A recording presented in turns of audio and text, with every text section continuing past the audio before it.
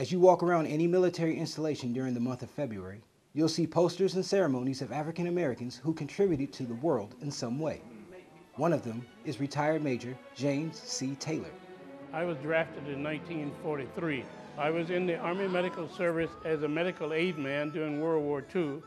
And in those days, we had rampant racism in America, and black soldiers were in one place and white soldiers were someplace else. This was a very real problem.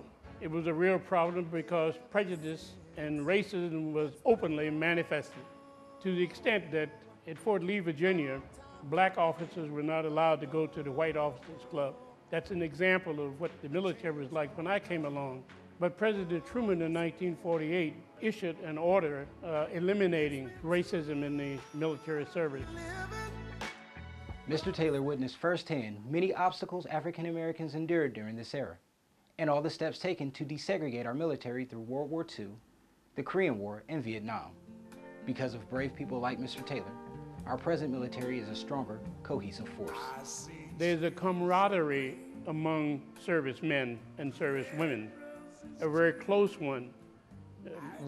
Medals of honor are awarded because someone subjected his life to fire in order to save somebody else's life.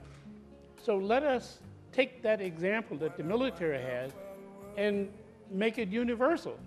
We know that God created all men and He created them equal. And when the world gets to a point where we see each other as brothers, we're going to have fewer terrorists in the world, we're going to have fewer crises in the world, and this will be a better place in which to live. So when we honor African Americans this month, remember the selfless people like Mr. Taylor, the silent contributors who helped pave the way for military equality. Staff Sergeant BRYAN, MAGEE, Incirlik Air Base, Turkey. The colors of the rainbow.